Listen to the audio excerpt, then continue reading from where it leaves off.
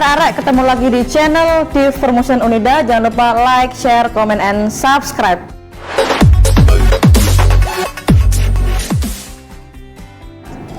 Hari ini kita kedatangan tamu spesial. Beliau adalah Bu Nadia Andromeda. Selamat datang Bu Nadia. Terima kasih Mbak Heni. Gimana kabarnya Bu? Baik sekali. Halo arek-arek.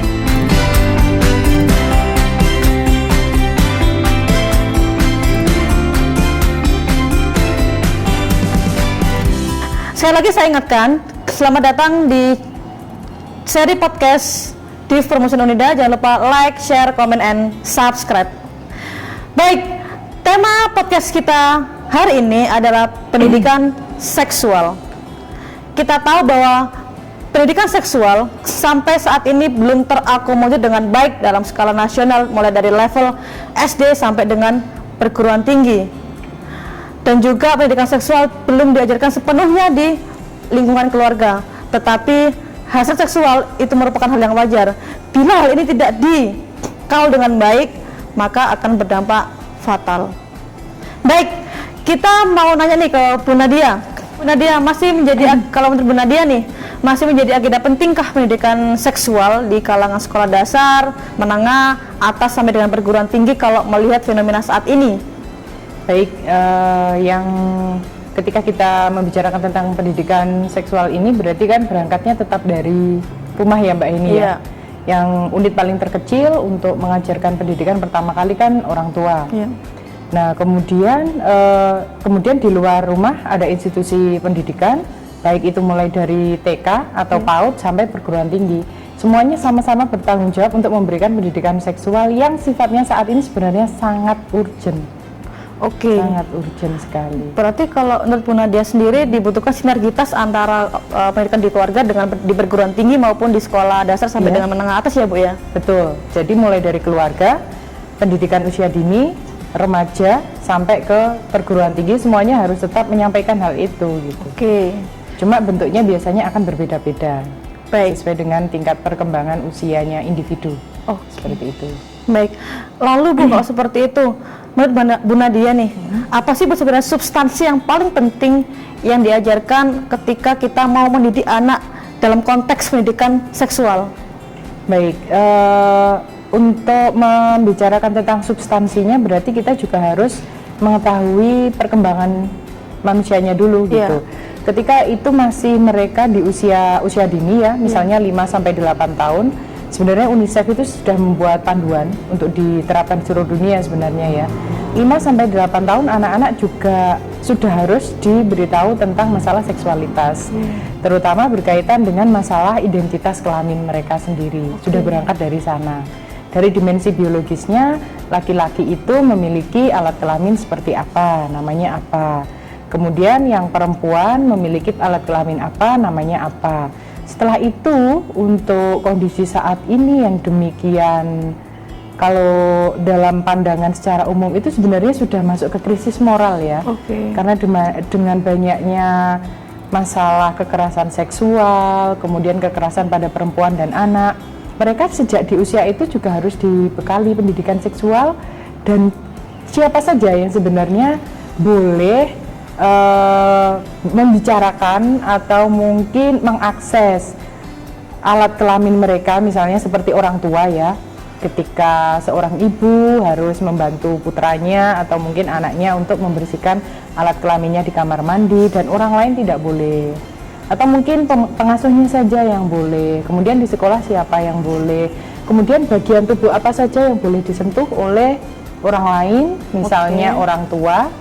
Di luar orang tua misalnya kakek dan nenek saja, lainnya tidak boleh. Sudah harus dibekali dari sana. Baik, seperti itu. Baik Bu, nyambung Ibu ya terkait krisis moral. Saat ini kita sering mendengar yang namanya pemerkosaan, aborsi dan sebagainya. Apakah itu juga merupakan salah satu dampak pendidikan seksual yang belum seutuhnya kita lakukan baik di keluarga maupun di pendidikan Bu? Kalau menurut Bu Nadia sendiri bagaimana Bu? Baik. Krisis moral itu sendiri merupakan memang dampak yang sangat jelas sekali saat ini, ditambah dengan pengaruh dari banyak aspek kepada para remaja dan anak-anak kita, karena mereka sudah terpapar perilaku yang tidak senonoh sejak di usia dini sementara belum punya bekal. Oke. Gitu. Sementara mereka sudah terpapar, belum punya jati diri, masih berusaha menemukan jati diri, tapi mereka sudah terpapar hal yang aneh-aneh, sehingga terjadilah krisis moral itu. Di samping itu juga masyarakat kita sendiri, kalau kita lihat di jurnal tahun 2019 ya, jurnal pendidikan seksual tahun 2019, ada kutipan dari Profesor Sarlito Wirawan bahwa di mana pendidikan itu berlangsung, maka itu akan menentukan perilaku manusia yang ada di daerah itu. Oke. Nah, termasuk pendidikan seksualnya gitu. Nah, sehingga kalau misalnya di sebuah daerah itu angka kekerasan seksualnya itu sangat tinggi, apakah masyarakatnya tidak pernah mendapatkan pendidikan seksual yang benar? Atau mungkin pendidikan seksualnya itu hanya dari mulut ke mulut saja, tapi tidak dijelaskan secara gamblang oleh pihak-pihak yang sebenarnya bertanggung jawab untuk menyampaikan pendidikan seksual itu. Gitu. Oke Bu ya, berarti terkait bagaimana sih kita mengajarkan pendidikan seksual dengan benar. Nah, menarik juga Bu ya, bagaimana sih batasan ketika dikatakan pendidikan seksual ini benar, kemudian ada yang kurang benar. Tadi Bu Nadia mengatakan kalau misalkan di suatu wilayah ada yang pendidikan seksualnya masih sangat banyak, berarti mungkin ada ketidakbenaran dalam pendidikan seksual. Nah, seperti apa batasannya Bu? Oke, dari awal kita harus memaknai seksualitas itu sendiri dulu. Bahwa seksualitas itu sering sekali kita lihat sebagai sebuah aktivitas. Seks bebas dan sebagainya yang seperti itu. Padahal seksualitas itu sendiri merupakan sebuah tahap kehidupan yang sangat luas sekali, jenjang kehidupan yang sangat luas, meliputi faktor biologis, karena terdiri dari alat kelamin manusia ya. Kemudian meliputi faktor psikologis, melibatkan emosi, melibatkan intelektual di dalamnya, melibatkan rasa cinta, kasih sayang, gairah dan sebagainya. Kemudian ada dimensi spiritualitas. Sebenarnya kan sejak kecil di keyakinan kita masing-masing itu sudah dibekali bahwa ada beberapa perilaku seksual yang ini dilarang, itu yang tidak. Ada yang menimbulkan dosa, ada yang menimbulkan dosa, dan ada beberapa cara bagaimana cara mengarahkan insting seksual itu ke arah yang benar. Kalau dari pendidikan agama seperti itu.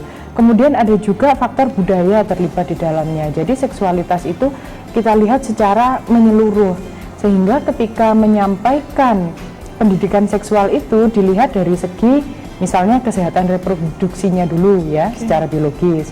Kemudian dari segi aspek sosialnya, ternyata kalau sudah menyangkut tentang perilaku seksual, ada tuntutan, ada tanggung jawab, ada peran di dalamnya. Karena bisa berujung pada misalnya kehamilan, kemudian reproduksi untuk generasi yang selanjutnya. Ini kan masuk ke aspek sosiologis dan aspek biologisnya, dua-duanya masih masuk. Kemudian aspek psikologisnya di situ melibatkan rasa cinta, kasih sayang. Kemudian aspek sosial di dalamnya akan melibatkan masyarakat, kontrol sosial, kemudian tanggung jawab dan peran sosial dari para remaja-remaja ini yang sangat ingin tahu sekali tentang sebenarnya tentang seksualitas itu apa saja sih gitu. Jadi dimaknai dengan lebih luas dulu, diawali dari sana. Kemudian setelah itu dari setiap dimensi yang sangat luas itu tadi punya tanggung jawab masing-masing. Misalnya kayak kalau misalnya kesehatan reproduksi ini boleh disampaikan misalnya oleh para mereka yang bidan-bidan di sebuah lingkungan yang mereka berkewajiban untuk menyampaikan tentang pendidikan seksual di perguruan tinggi atau di sekolah atau di pendidikan usia dini dengan batas-batasannya tertentu gitu ya. Kemudian kalau yang di bagian pendidikan yang sifatnya spiritual dan religiusnya, ini tugasnya para tokoh agama atau mungkin guru-guru atau para pembimbing-pembimbing spiritualnya, misalnya seperti maksudnya kayak ustadz atau mungkin pastor dan sebagainya, untuk menyampaikan bahwa perilaku seksual ini sebenarnya sesuatu yang sangat sacred gitu ya, sangat suci. Kemudian juga manusia itu perilaku seksualnya itu juga dihormati melalui hubungan pernikahan seperti itu. Jadi ada tanggung jawabnya masing-masing, melibatkan banyak pihak untuk menyampaikan pendidikan seksual itu. Baik, menarik ya Bu ya. Tadi Bu Nadia banyak cerita terkait keterlibatan pihak luar, artinya di luar keluarga. Nah sekarang kita balik ke keluarga nih Bu, karena sebagian besar waktu kita itu kan di keluarga ya Bu ya. Iya. Kemudian kalau misalkan kita nih mau ngasih pendidikan seksual di lingkungan keluarga, yang menjadi titik tekan yang harus memberikan pendidikan seksual itu siapa sih Bu? Apakah ayah, apakah ibu, atau harus ada kolaborasi antara ayah dan ibu? Seperti apa Bu? Oke. Seperti dengan kita mendidik pola perilaku pada anak kita yang lain ya, itu membutuhkan kesepakatan. Oke. Kesepakatan antara bapak dan ibu terutama menerapkan perilaku yang menempatkan aturan yang konsekuen. Oke. Demikian juga dengan pendidikan seksual. Contohnya misalnya ketika menyampaikan misalnya masalah pubertas, seorang remaja perempuan biasanya kurang terbuka sama ayahnya. Berarti kan harus ibunya yang maju dan menjelaskan. Kemudian masalah pubertas pada laki-laki, bapaknya harus bertanggung jawab untuk menyampaikan gitu. Kemudian sejak masa kanak-kanak itu sendiri misalnya ya, ada beberapa anggota bagian tubuh tertentu yang hanya boleh dipegang oleh orang tua saja. Misalnya kalau kakek dan nenek itu kalau misalnya dipeluk boleh, kalau misalnya ke kamar mandi ya sama ayahnya sama ibunya saja, gitu. Kemudian orang lain nggak boleh menyentuh bagian itu. Atau mungkin kalau dengan gaya hidupnya keluarga zaman sekarang ya biasanya mereka punya pengasuh ya di rumah, hanya pengasuhnya saja yang boleh. Itu pun ketika sedang membersihkan di kamar mandi. Kemudian bahwa alat kelamin itu juga harus dibersihkan supaya tidak menimbulkan penyakit, kotor dan sebagainya yang seperti itu. Jadi perlu kesepakatan antara satu keluarga itu untuk menyampaikan pendidikan seksual ke anak, dan ini bukan sesuatu yang tabu gitu. Yang paling sering terjadi di sekeliling kita adalah ini masih dianggap sesuatu yang tabu. Yang pertama itu. Dan kalau misalnya ketahuan nih sama orang tua, anakku kok tiba-tiba melakukan perilaku yang aneh-aneh ini gitu, biasanya orang tua langsung marah. Bukannya kenapa kok dia melakukan perilaku itu, tapi langsung marah. Akhirnya anaknya akan semakin diem sebenarnya, tapi perilakunya akan semakin parah. Diem tapi semakin parah gitu. Ini kan akan lebih dampaknya akan lebih parah lagi gitu untuk masa depan si anak ini untuk selanjutnya. Berarti tetap dibutuhkan kolaborasi ya Bu ya, antara ayah dan ibu ya dalam pendidikan seksual di keluarga ayah, ya Bu ya? Ibu dan anggota keluarga yang lain juga. Terutama kalau kita menyebutnya sebagai caregiver. Caregiver di unit terkecil kita itu pasti kan yang sering kita temui ya ayah, ibu, dan kakek nenek biasanya itu kan ya. Atau mungkin biasanya masih ada om atau tante, kadang juga tinggal di sebuah rumah gitu. Jadi kalau kita tinggal bersama di sebuah rumah, kemudian di situ anak kecil, berarti kita termasuk caregiver di situ. Meskipun yang utama adalah ayah dan ibu gitu. Baik Bu, akhir-akhir ini kan kita mendengar kasus yang ramai di sosial media ya Bu ya. Kita sebut sebagai yang kemarin tuh Gilang. Apakah seperti kasusnya Gilang itu akibatnya itu bisa karena ada kekurangan pendidikan seksual Bu dalam kehidupannya, atau memang ada penyimpangan seksual? Bedanya apa sih Bu antara pendidikan dan penyimpangan seksual? Baik.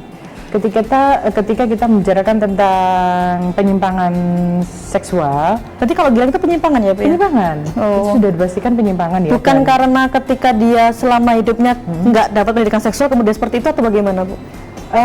Kalau penyebabnya kan ya kita harus mendalami terlebih dahulu ya, observasi ataupun wawancara ke yang bersangkutan atau orang-orang yang ada di sekelilingnya.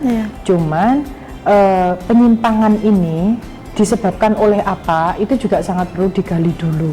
Apakah memang dia pernah mendapatkan paparan perilaku seksual yang tidak senonoh dan melibatkan, itu kan fetis ya kasusnya, melibatkan benda-benda tertentu yang bisa menyimpulkan gairah seksual pada dia, atau karena coba-coba kemudian ketagihan, atau mungkin dengan libido seksualnya yang sangat tinggi, dia tidak bisa mengendalikan, kemudian mencoba perilaku seksual yang aneh-aneh, ditambah dengan adanya akses kepada sosial media yang sangat mudah sekali diakses oleh siapapun, dan di sana ada pornografi yang menyajikan perilaku seksual yang aneh-aneh gitu.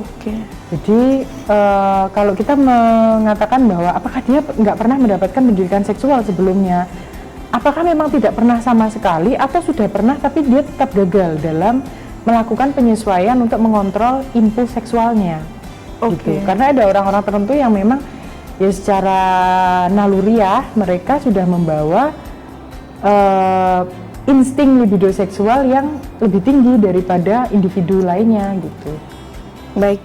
Berarti ada pembeda Bu ya antara pendidikan seksual dengan penyimpangan sosial. Ya, sangat seksual. Oke, seksual saya. Berarti bisa jadi orang-orang yang memiliki penyimpangan seksual bisa jadi kurang pendidikan seksual pada dirinya, bisa jadi Bu ya, tapi bukan penentu faktor bukan utama.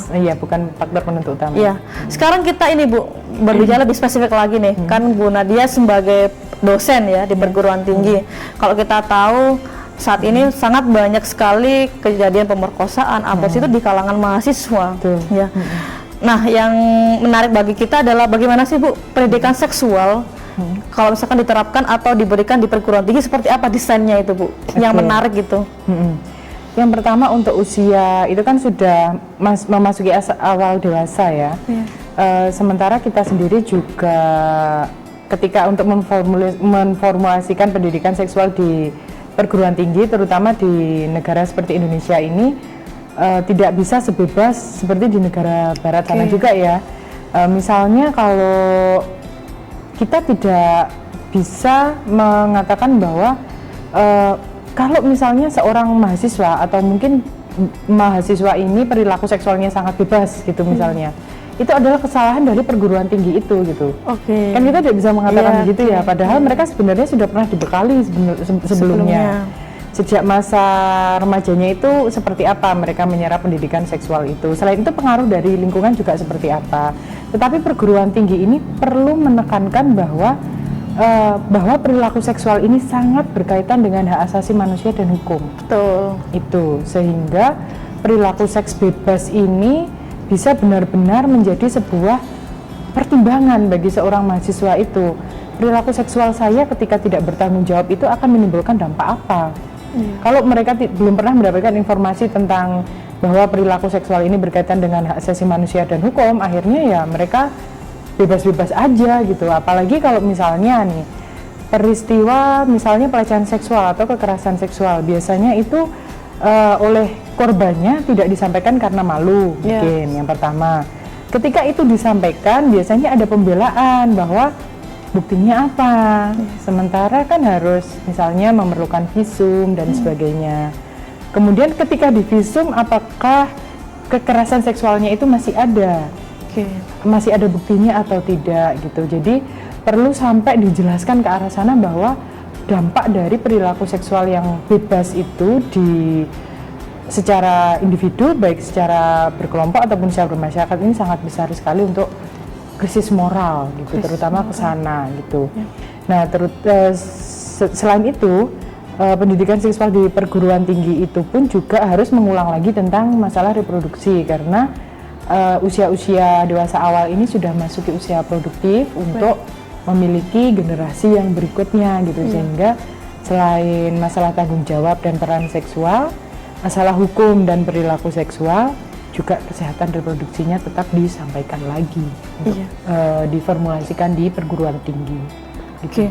Karena memang kan ini Bu, kenyataannya kan banyak sekali mahasiswa yang belum tahu terkait itu. Kan tadi Bu Nadia mengatakan bahwa harusnya mahasiswa tahu apa sih dampaknya kalau misalkan melakukan seksual atau seks bebas. Tapi kenyataannya sekarang saya meyakini bahwa masih sangat banyak sekali mahasiswa yang nggak tahu itu. Artinya masih banyak melakukan hal-hal seksual kayak gitu. Lalu Bu, kalau seperti itu, seberapa penting sih Bu pendidikan seksual ini di perguruan tinggi? Perlukah ini menjadi sebuah mata kuliah khusus atau mata kuliah umum yang kemudian harus diambil wajib oleh mahasiswa kalau seperti ini?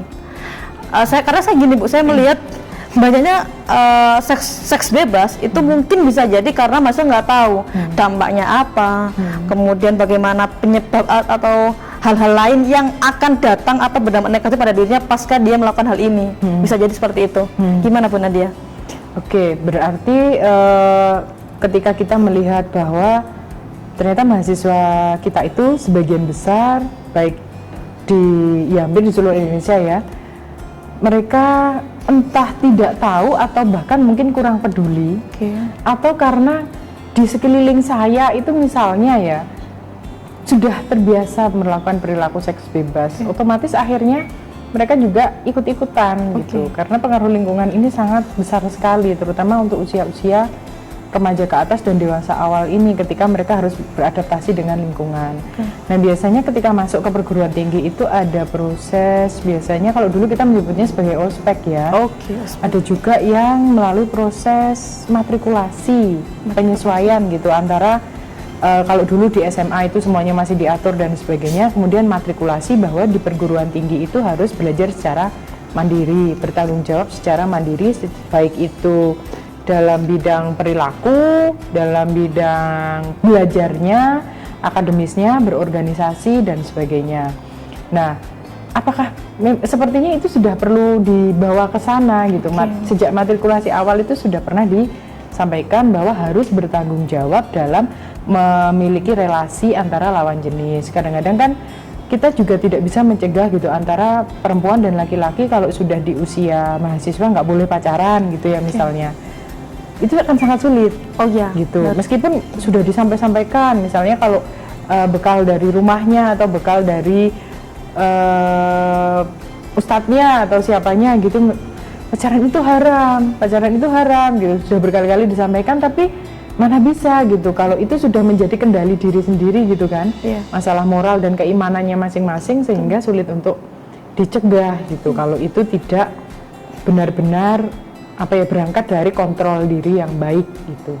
Berarti nggak perlu nggak perlu jadi mata kuliah khusus Bu ya, cuma di matrikulasi sama ospek itu udah cukup Bu ya? Matrikulasi sama ospek begini ya, kita melihat sebuah, kadang-kadang begini, istilahnya kayak angka kejadian di sebuah kota, misalnya di Kota Malang. Kota Malang sendiri ini ingin mewujudkan kota yang ramah anak dan ramah pada perempuan, itu pun masih belum tercapai. Untuk saat ini masih berusaha, masih menuju ke sana gitu ya Kota Malang ini. Nah kemudian kalau begitu karena masih menuju ke sana berarti kan masih perlu. Tetapi kalau misalnya untuk daerah lain yang ternyata angka kekerasan seksualnya sudah rendah, kemudian tidak banyak pelecehan seksual pada perempuan dan anak, atau mungkin korban pemerkosaannya juga menurun dengan drastis, berarti kan itu hanya perlu disampaikan di awal-awal saja karena mereka sudah memiliki kontrol diri yang baik dengan harapan seperti itu. Tapi kalau misalnya angka kejadian di sebuah daerah masih sangat tinggi, itu sangat perlu untuk dimasukkan ke dalam mata kuliah ya, mata kuliah yang mungkin menjadi mata kuliah wajib dan itu menjadi bekal penilaian aspek perilakunya. Seperti itu. Baik, tergantung kebutuhan Bu ya. Ketika memang pertambahannya itu signifikan berarti diperlukan gitu ya Bu ya.